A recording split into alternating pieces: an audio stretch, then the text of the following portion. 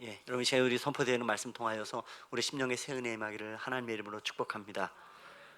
1918년 그 미국의 미네소타주에 있는 이 보베이라는 작은 이 탄광촌에요.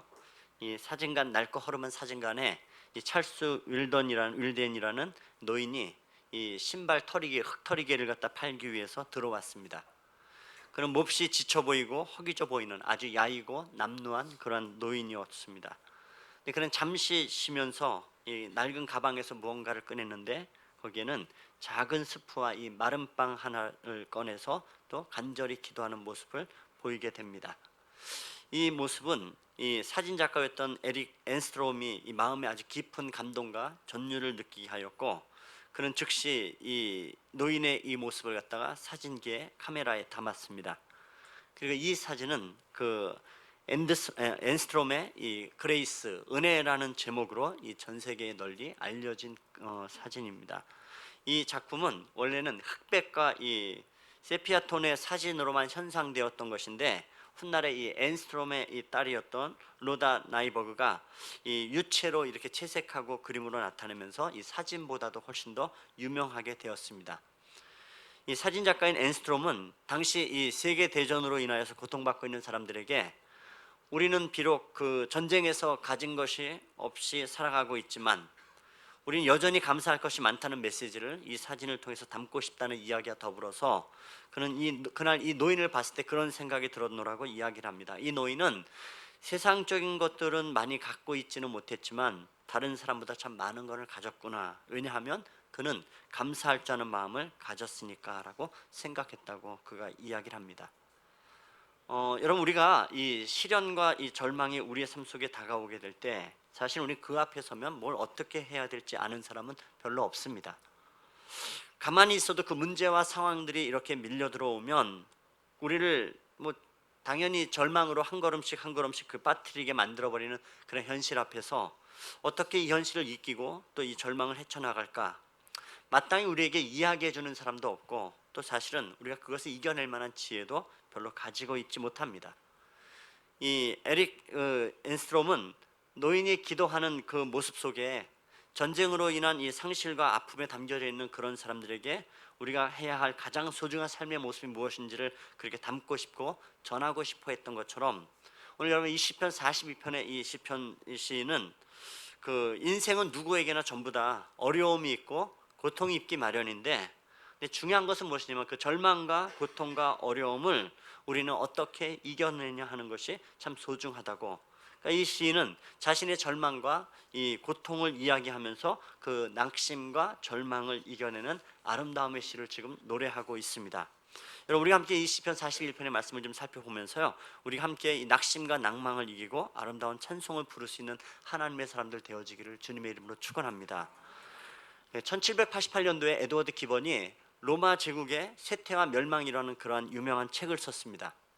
이 기번은 이 책을 통하여서 로마 제국의 이 멸망했던 이 5가지의 이유를 설명하기를, 첫째는 군비의 확대와 인구의 감소에 있었다고 이야기를 하고, 두 번째로는 그 과다한 세금 징수와 이 재정적인 과다한 지출이 문제였다고 얘기합니다. 세 번째로는 비정상적인 쾌락을 추구하는 사회, 로마는 성적으로 타락되고 특별히 로마의 목욕탕으로 이렇게 대변되어지는 그런 쾌락과 이 타락을 그렇게 추구하고 있었음을 봅니다. 결국 이 성적인 타락과 쾌락은 네 번째 가정의 붕괴로 이어졌고, 그리고선 종교적 타락이 로마의 멸망의 구렁텅이로 몰아넣었다고 얘기를 합니다. 그러니까 이 5가지의 항목들 때문에 결국 이 사람들, 로마의 사람들 마음 속에서는 희망을 빼앗겨 버렸고, 결국 로마는 그 외부의 침공에 의해서 멸망한 것이 아니었고, 먼저 이 사람들 마음속에 싹터 있던 낙심, 낭망이 로마 제국을 무너뜨리고 말았다고 기본은, 그래서 로마는 스스로의 이 자멸의 길을 갔노라고 그렇게 이야기를 합니다. 여러분, 이 로마의 이 쇠퇴와 멸망을 가만히 보자면 오늘 우리가 살아가는 삶의 이 형편과도 거의 유사한 것을 보게 됩니다. 여러분, 우리도 보게 되면 여전히 우리 안에 그 낙심과 낭망이 가득 차 있는 것을 보게 됩니다. 낙심이라는 거 말씀드렸죠. 마음이 떨어진 것이라. 낭망은 떨어질 낙자의 바랄망자, 희망과 소망이 빼앗기고 떨어져 버린 것입니다. 실제로 히브리어에서의 낙심이라는 것이 샤하흐라는 그런 말을 쓰고 있는데, 이 단어는 구부러지다, 풀이 죽게 만들다, 또 사람을 넘어져서 눕게 만들다는 뜻을 가지고 있습니다. 여러분 실제로 그렇습니다. 낙심과 낭망이라는 병을 갖다 걸리게 되면 희망은 잃어버리고 또 몸에 온 힘은 다 쭉 빠져나간 채로 사람을 눕게 만듭니다. 어떤 일이든 쉽게 포기하게 만들고 사람 만나기를 꺼리게 하고 깊은 고독에 빠지게 만드는 것이 바로 낙심이고 낭망이라는 병일 것입니다. 근데 여러분 가만 보면 사람들은요, 언제 낙심하고 낭망합니까? 그것은 첫째는 무엇이냐 하면 눈앞의 현실을 보고 낙심하고 낭망하기 참 쉽습니다. 우리가 낭망하는 이유는 실제로 그렇습니다.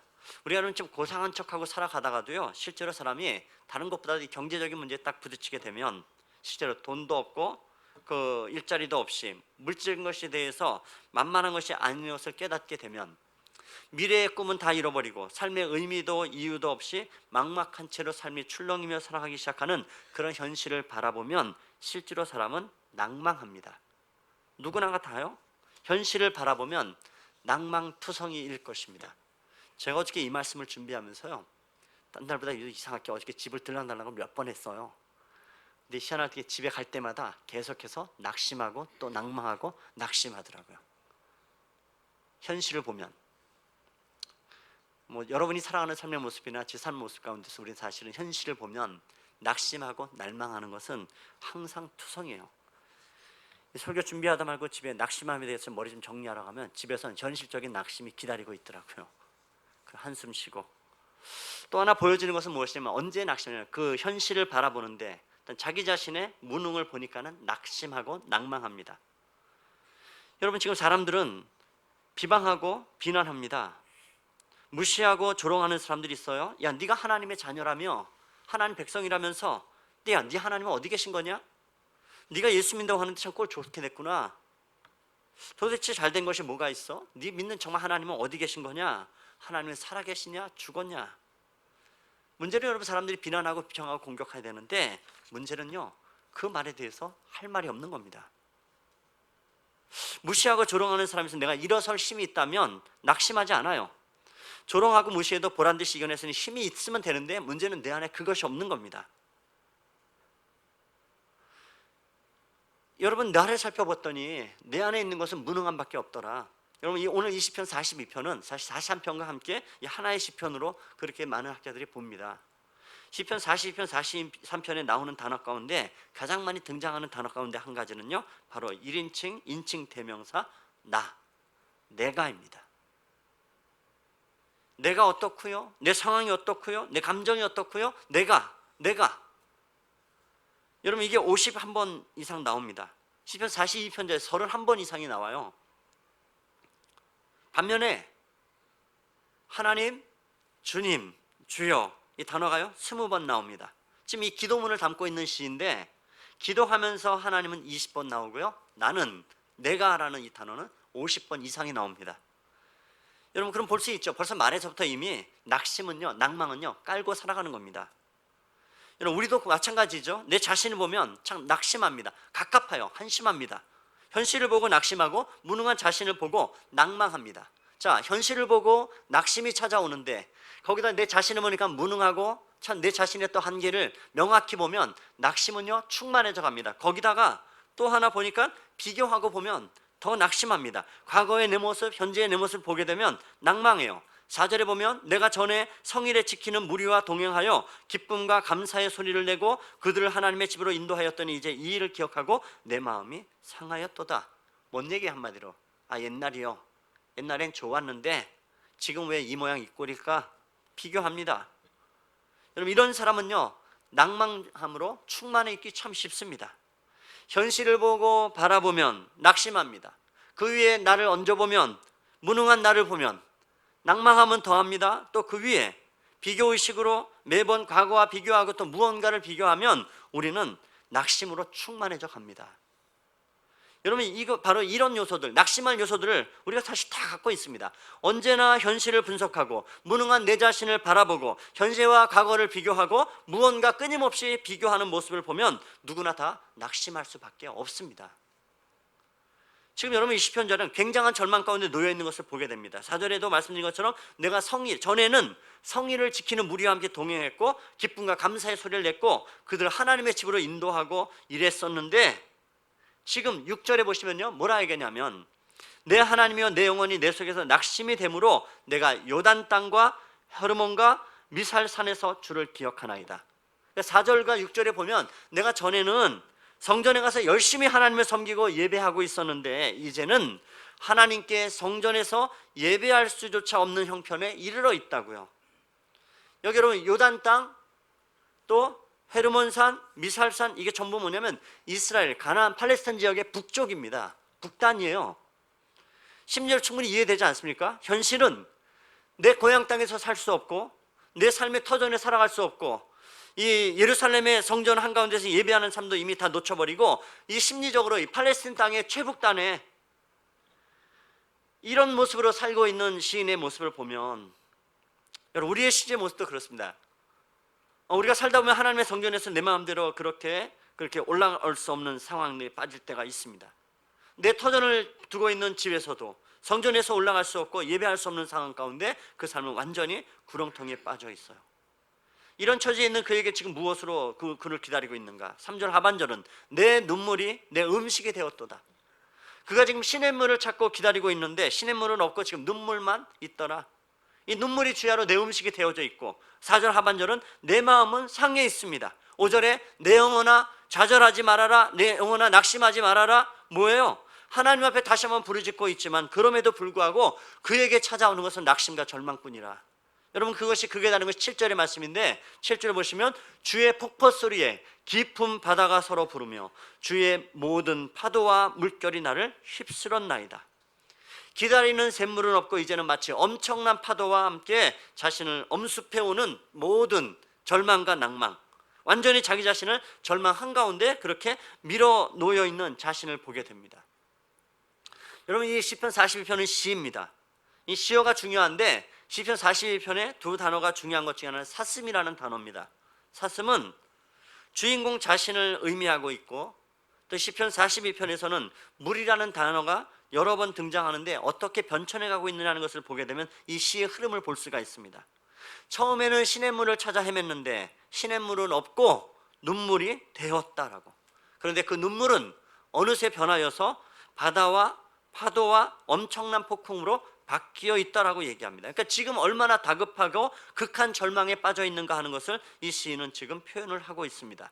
여러분 아마 이런 이 인생을 살다 보면 우리가 한 번쯤은 이런 경험들을 해볼 때가 있습니다. 절망과 낙심이 어느 정도냐 하면 세상에 65억의 인구가 살아가고 있는데 하나님은 나만 사랑하지 않는 것처럼 느껴질 때가 있습니다.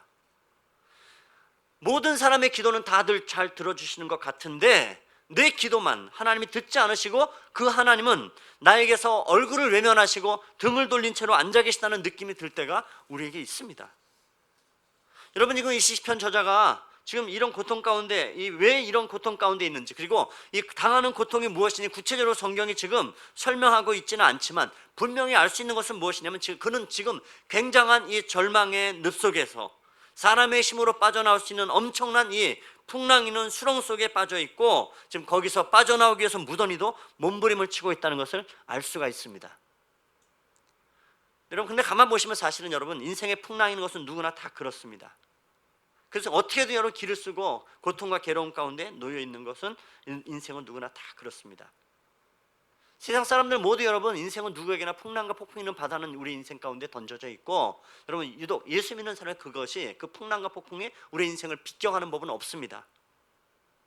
그런데 여러분 그런 모든 인생이 풍랑과 태풍 앞에 인생의 낙심과 낭망 앞에 서게 되지만은 분명히 예수 믿는 사람과 세상 사람들은 차이점이 있습니다. 세상도 이런 인생의 일들의 문제들로 낙심할 수 있고 예수 믿는 사람 낙심하지만은 여러분 그 사이에 반드시 차이가 있다면 그 차이점 무엇일까요? 믿는 자 여러분 강점은 무엇일까요? 성도 여러분 특성은 무엇일까요? 우리가 기억하는 첫 번째 것은 무엇이냐면 오늘 말씀 가운데 낭망은 하나님에 대한 갈증을 일으킨다라는 것을 기억하십시오. 낙심을 하는데 낭망을 하는데 그 낭망이 하나님을 바라보는 갈망으로 연결됩니다. 이게 성도와 세상의 차이예요. 낙심하는 자리가 끝이 아니라 낙심하는 그 자리에서 하나님을 향한 갈망으로 이어진다라는 것입니다. 하나님을 찾는 애타는 갈망으로 갑니다. 여러분 2절 말씀 우리 같이 읽어보실까요? 2절 같이 읽겠습니다. 내 영혼이 하나님 곧 살아계시는 하나님을 갈망하나니 하나님의 얼굴을 배울까? 예, 여러분 이 시편 저자 고백이 낙심하고 있는, 지금 낙심하고 있을 때에 한 일이 무엇인가? 바로 하나님을 갈망하나니.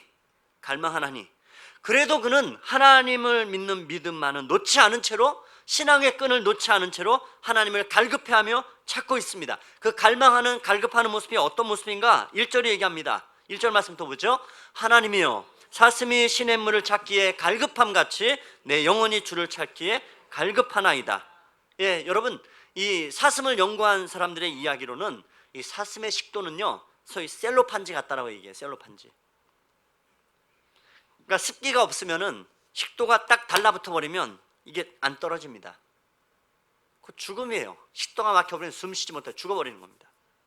이 셀로판지가 여러분 이해가 안 되면 여러분 혹시 풍선 그 껌 씹고 여러분 풍선 불어보시죠? 풍선을 후 하고 불면 풍선이 부풀어 오르고서는 빵 하고 터지는 순간 어떻게 해요? 쫙 달라붙어요. 이거 어떻게 하지 못해요.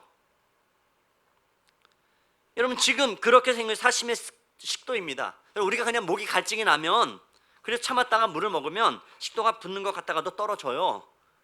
여러분 사슴의 식도의 심각함은 어디 있냐면 이게 늘러붙어 버리면 끝장나는 겁니다. 그러니 여러분 그 심정에 지금 사슴이 그냥 목말라서 지금 시냇물을 찾고 이 정도가 아닌 거예요. 지금 이 시냇물을 찾기에 갈급하면 이건 정말 목숨을 걸고 있는 갈급한 모습입니다. 내가 주님 찾기에 지금 그렇게 갈망합니다. 하나님 지금 낙심이 낭망으로 그렇게 그친 것이 아니라 하나님 나는 이 상황 가운데 절박하게 하나님밖에 없습니다. 하나님 없으면 나는 죽습니다. 바로 이 간절한 절박함으로 하나님을 갈망하는 거기로 연결이 되어져 있다는 사실입니다. 여러분 바로 이것이 성도의 강점이고 또 믿는 자의 특징이기도 합니다. 그렇다면 여러분 우리가 중요한 것은요 우리 인생에 낙심과 절망이 있는데 그것은 반드시 갈망으로 간다라는 것입니다. 하나님을 향한 갈망으로 말이죠. 근데 그렇다면 그 이어서 우리가 두 번째 기억할 것은 무엇이냐면 그럼에도 불구하고 하나님을 바라보는 것이 성도라는 겁니다. 그럼에도 불구하고 말씀드린 대로 아무리 현실이 어렵고 힘든다 할지라도 마치 어찌 보면 누군가 불러도 대답 없는 이름이라 할지라도 그럼에도 불구하고 나는 하나님을 바라봅니다. 나 자신의 한계를 보지 아니하고 환경이라는 주변을 보지 말고 그럼에도 불구하고 하나님을 바라본다라고. 여러분 5절 말씀 읽어보실까요? 5절 우리 같이 읽어봅시다. 내 영혼아 내가 어찌하여 낙심하며 어찌하여 내 속에서 불안해하는가. 너는 하나님께 소망을 두라. 찬송하리로다. 아멘. 너는 하나님을 바라라. 하나님께 소망을 두라. 앞에서 언급한 대로 지금 1인칭 그 인칭 대명사 나 이거 51번이나 지금 반복되어져 있는데 사람은 반드시 그래요. 힘들고 어려울 때 나를 강조하고 내 자신을 볼 수밖에 없습니다. 그런데 그렇게 해서 내 자신을 바라봄으로 얻은 결론은 무엇입니까? 100%예요. 좌절과 무기력과 낙심과 절망밖에 찾아오는 것은 없습니다. 여러분 사람은 그렇게 자신을 바라보면 좋게 평가하는 법이 없어요.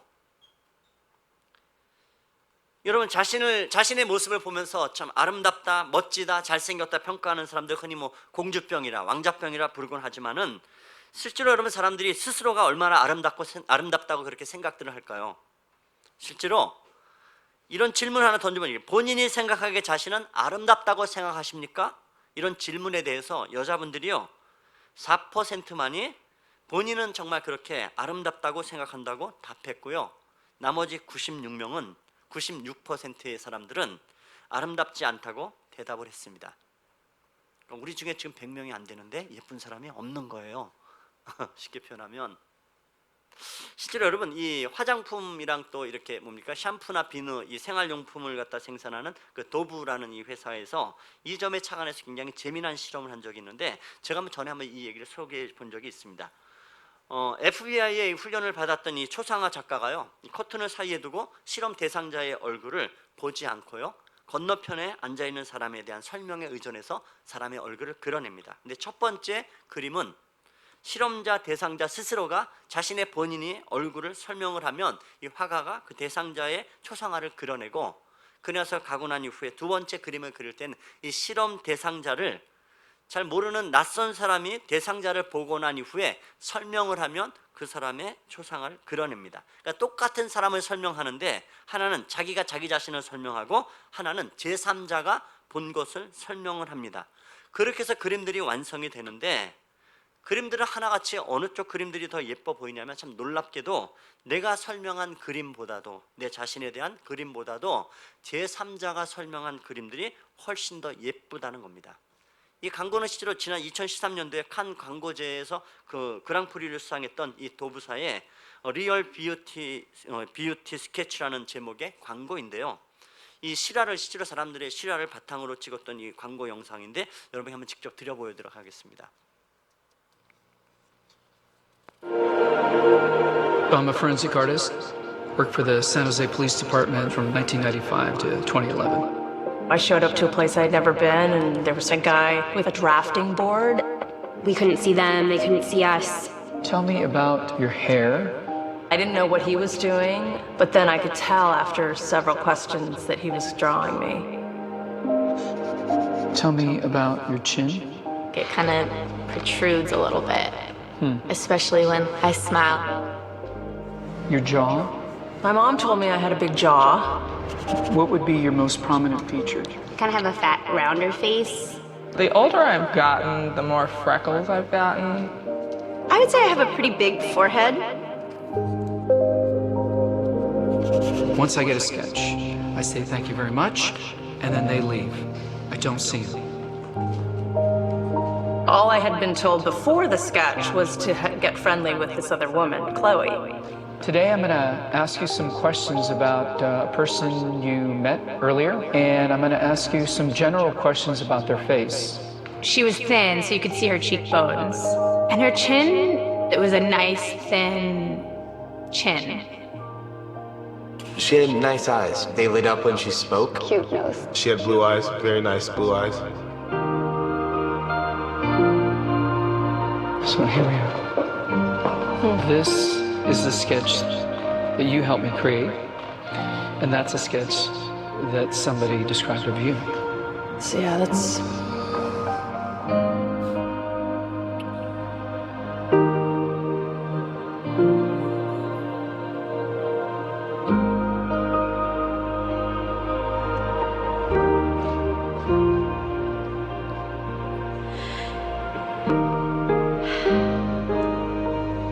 She looks closed off and fatter, sadder too. The second one looks more open, friendly, and happy. I should be more grateful of my natural beauty. It impacts the choices and the friends that we make, the jobs we apply for, how we treat our children. It impacts everything. It couldn't be more critical to your happiness. Do you think you're more beautiful than you say? Yeah. Yeah. We spend a lot of time as women analyzing and trying to fix the things that aren't quite right. And we should spend more time appreciating the things that we do like.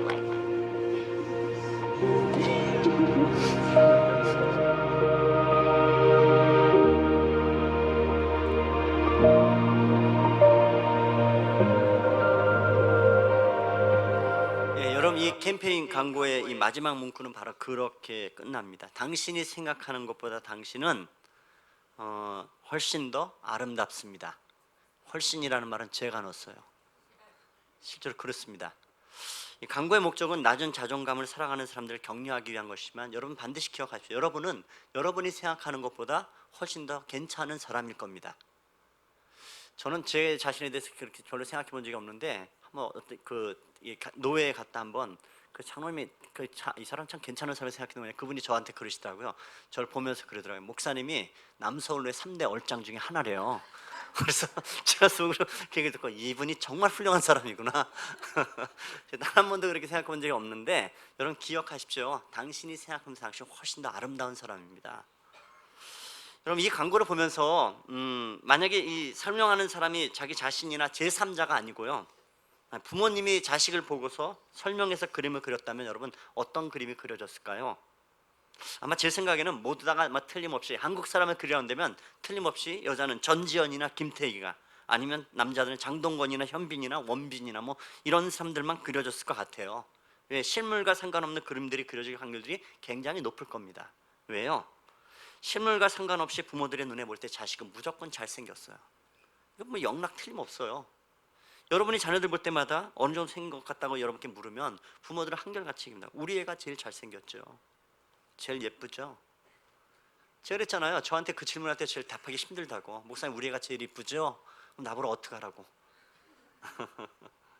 여러분, 그것이 자식을 향한 부모의 마음이죠. 여러분, 그런데 그다음 여러분, 하나님은 어떠실까요? 우리 하나님 아버지는 당신의 하나밖에 없는 아들을 내어주시는 그 하나님은 당신의 아들이라 당신의 딸이라 하는 우리를 향해서 어떤 마음을 가지고 바라보실까요? 오늘 여러분, 시편 저자가 너는 하나님을 바라라라고 하는 이유는 바로 여기에 있습니다. 내가 내 자신을 바라보고 쉽게 짓는 결론은 형편없는 나, 무능력과 무기력함밖에 없는 나 자신뿐이지만, 그런 초라한 인생이지만 나를 훨씬 더 존귀하게 정확히 보시는 하나님이 계시다라는 사실입니다. 여러분, 그 하나님을 바라보는 것입니다.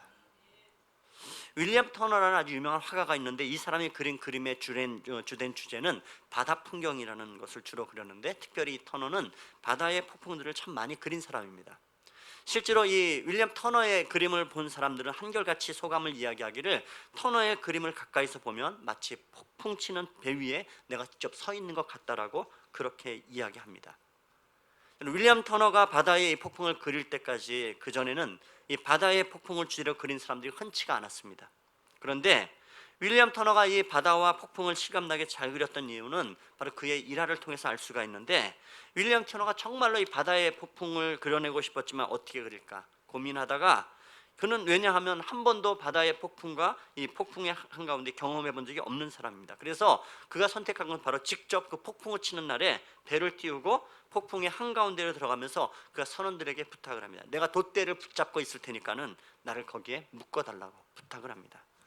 그래서 돛대에 묶인 채로 항해를 시작하면서 마침내 그는 그렇게 비바람 몰아치는 폭풍이 일어나는 그 한가운데를 지나가면서 자신의 손으로, 자신의 온몸으로 그렇게 엄청난 파도와 폭풍우를 받아보고 통과했습니다.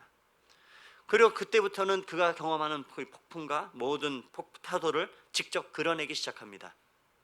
여러분, 우리가 우리 인생을 살아갈 때 보면 정말 엄청난 폭풍을 만날 때가 있습니다. 내가 감당하지 못하는 풍랑을 만날 때가 있어요. 여러분, 그 폭풍 속에 내가 이길 수 있는 것은 하나밖에 없는 겁니다. 신앙의 기둥에 내 자신을 묻고 믿음을 부여잡고 하나님을 바라보는 것밖에 없습니다.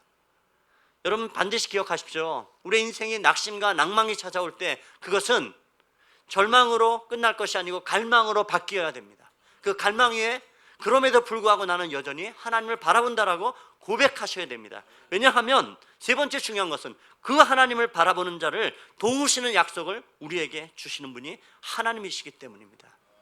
여러분, 오늘 5절 하반절에 보면 너는 하나님께 소망을 둬라. 그가 나타나 도우심으로 말미암아 내가 여전히 찬송하리로다.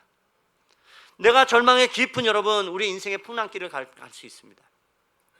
여러분, 그 길은 내가 원치 않은 길을 갈 때도 있어요. 이번 주에 우리가 마태복음 14장 우리 묵상할 때 예수님이 말씀하세요. 가라, 저편으로 가라. 예수님께서 말씀하신 그 말씀에 순종함에도 불구하고 인생의 풍랑을 만나고 태풍을 만날 수가 있습니다. 여러분, 그 절망, 여러분 이때는 우리 인생에 어찌 보면 우리가 내 절망의 깊은 이 광야에도 던져지는 사람들이 있습니다. 근데 그때 여러분, 이 인생의 폭풍과 풍랑을 이겨내는 것, 그리고 우리 인생의 그 절망의 깊은 광야에서 이기는 진정한 길은 동일합니다. 하나님의 도우심의 약속을 믿고 바라보는 것입니다.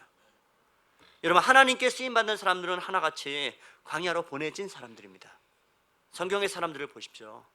광야는 여러분 낙심하는 자리입니다. 광야는 그 속에서 모든 있는 희망도 잃어버리는, 광야의 희망을 얻었다고 이야기하는 사람들은 없습니다. 낙심의 바닥으로 떨어지고, 그런데 그때에 그곳은, 중요한 것은요, 하나님을 갈망하게 만듭니다. 왜 여러분? 하나님을 갈망해서 하나님의 임재하시면, 전능하신 하나님의 능력이 내 삶 가운데 임하시면 낙심하기 전보다 훨씬 강하게 우리를 만드시는 하나님의 도우심이 있단 말이에요. 만약 여러분 정말로 낙심하고 이 자리에 있다면 여러분 이 자리가 여러분의 낙심은 내 인생의 절망은 내 인생의 끝이 아니라는 것을 기억하십시오. 오히려 그 낙심은 하나님을 갈망하고 광야에서 하나님을 갈망하면 그것에 하나님의 영광이 임하듯이 하나님께서 갈망하는 자에게 만족함을 주시는 줄로 믿습니다. 여러분 히스기야를 보십시오. 정말 히스기야 인상은요 갈망을 많이 한 사람입니다. 여러분 히스기야가 갈망을 많이 했다는 것은 무엇입니까? 낙심이 많았다는 거예요. 걸핏하면 아수르의 군대가 쳐들어와서 예루살렘 성을 포위해버립니다. 성이 적에 의해서 포위되어지고 함락되어지는 순간에 남자들은 다 죽여버리고 여자와 아이들은 노예로 잡혀가는 정말로 목숨의 위기, 멸족의 위기, 온 나라가 이렇게 되는 그런 위기 가운데 그때 여러분 이 히스기야가 택한 것은 사네립의 그 문서를 받는 순간에 편지를 받는 순간 그 협박의 편지는 자신에게 낭망이 되고 절망이 되지만 그는 그 절망의 편지를 들고 가서 하나님 앞에 나가서 기도하는 갈망으로 바꾼 사람입니다. 하나님 살리십시오. 하나님 살리십시오. 여러분 그럴 때 어떤 일을 하나님 벌이시던가요? 하나님께서 하룻밤 사이 역사하시면서 자기들끼리 싸움, 아수르 군대가 자기들끼리 싸우면서 18만 5천을 멸해버리셨다고요. 갈망하는 자에게만 능력이 바로 계십니다. 만약에 여러분 이 히스기야가 자신의 능력 가지고 전쟁을 했다면 아수르하고 싸워서 결코 이길 수가 없는 것인데 여러분 반드시 기억할 자리는 낙심은 낙심으로 끝난 것이 낭망은 절망의 자리는 갈망이 되어야 되고 갈망은 하나님의 능력이 이 땅 가운데 심어지는 계기가 되는 줄로 믿습니다. 여러분 한나도 마찬가지죠. 한나만큼 하나님을 갈망한 사람이 없어요. 여러분 한나의 갈망은 어디서 왔습니까? 예, 절망에서 왔어요. 라이벌 되는 이 분인나는 애도 잘 나요. 한나 자신은 애도 못 낳습니다.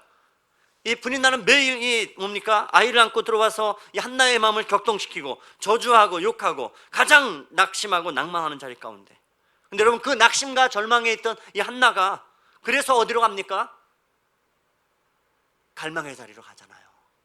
하나님의 전 앞에 나가서 갈망하니까 그 하나님은 한나에게 절망을 바꿔서 하나님의 갈망으로 바꾸는 이 한나에게 사무엘을 주시고 자녀들을 주시고 가장 영광스러운 모습으로 하나님께서 바꾸십니다.